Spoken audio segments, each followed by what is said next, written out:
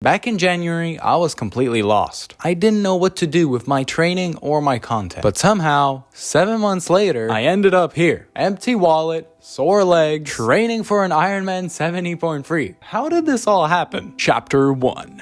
The High Rocks Phase. On one cold January day, I was hanging out with my girlfriend. We were watching YouTube together when something caught our eyes. It was a video about high rocks. She thought maybe I'd like this video and perhaps get some ideas from it. So she played it and we watched it. I didn't completely get it at the time, but after watching that video, something inside me changed. I felt inspired and motivated to also do something like that. Get back into training, push myself, and document the entire journey. I was sick and tired of not knowing what to strive for, not having any real goals or any clear roadmap of how I would achieve them. So this felt like a fresh start. And indeed it was. After a little bit of research, I put together my weekly High Rocks training plan and started working out again, slowly but surely. On top of that, also filming my workouts and posting them to social media. Even though my training was definitely not optimal and at times quite questionable, I was finally back into training. Chapter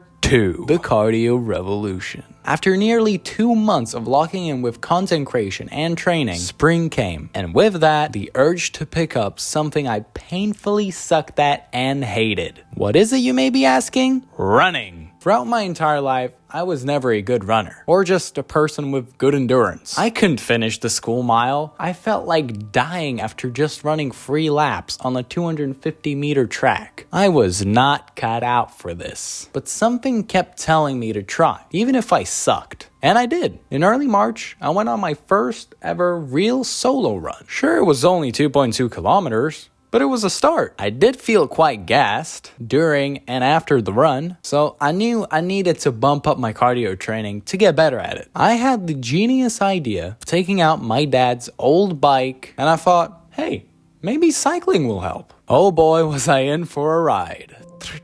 I started riding that bike once a week. On the weekends. One long ride, and I did that for about a month before my second run in April. I didn't know what my level was at that time, but I felt confident to try the gold standard 5K. To my surprise, it went incredibly well. I even enjoyed it. Me, enjoying running. My past self wouldn't believe me. I finished that 5K in a respectable 32 minutes. After that, I was hooked. However, I wouldn't run for another month after that because I really got into cycling. During that month, with the help of my dad and one cyclist friend, I upgraded my bike massively. From this old, rusty, heavy bike to this light, brand spanking new, fast gravel bike. With this new upgrade, I went ham on cycling. I did long rides, short rides, recovery rides, you name it. I did it. I even invested in nutrition, buying carb plus electrolyte drink mixes, electrolyte tablets, energy gels, extra protein powder to completely immerse myself into the hybrid athlete world. Because during this time, let's not forget, I was also training at home. And even better, by the end of April, I managed to get myself a gym membership. I really started to take my training seriously at this point. When May rolled around, it only made sense for me to buy a full-on cyclist kit. And I took on the goofy cyclist look. And even though my helmet wasn't really cyclist friendly, it did the job. After a good period of strictly cycling and going gym, I remembered, wait, running exists. And something specific caught my eye, the Vilnius Half Marathon. I looked into it and saw that it wasn't just a half marathon. There were plenty of other distances, including a 10K. And I thought to myself, well, I've definitely endured a lot cycling these past few months, and I know I can definitely run a comfortable 5K, so cha-ching, we're going to the Vilnius Half Marathon to run the 10K. My training included mostly just cycling every day and one, let's see if I can actually do this, 8-kilometer run. And on May 23rd, I did it. I ran the 10K and I finished in less than 1 hour, holding a pace of 5 minutes 43 seconds per kilometer, which I'm still proud of to this day. Well, now that that's done and dusted, what's next? Chapter 3, IRONMAN. One thing I forgot to mention is this one guy on social media that was also a huge inspiration and still is to this day. This dude really helped me lock in and pursue training and content creation at the same time. That dude is Noah Anderson, and wouldn't you believe it, he's an Ironman triathlete. Watching his content and slowly improving myself just made me inch closer and closer to becoming a triathlete myself, which inevitably happened. After that 10K run and all the cycling plus gym workouts, I already felt like some sort of triathlete. But obviously I hadn't done any swimming, so I wasn't no real triathlete. However, that quickly changed as the summer holidays rolled around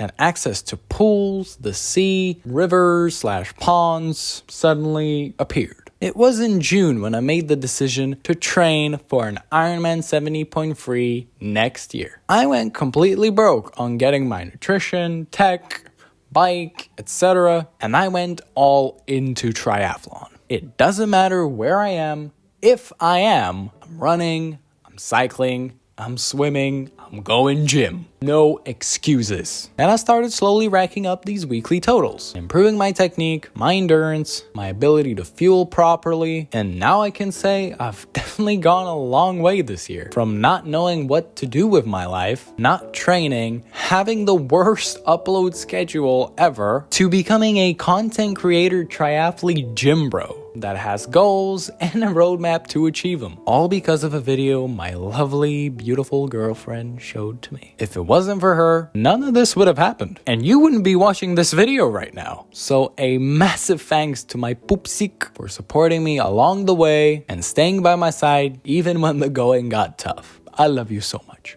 Now, the one thing I want you to take away from this video is that no matter how down bad you are, no matter your current position, if you decide to take that one small step forward, follow through with it, and slowly take more steps, you can absolutely change your life and become the best version of yourself. If you just don't quit, keep showing up, even just doing the bare minimum, you'll progress. And I'm living proof of that. Quitters never win, winners never quit, and see you in another video. Goodbye.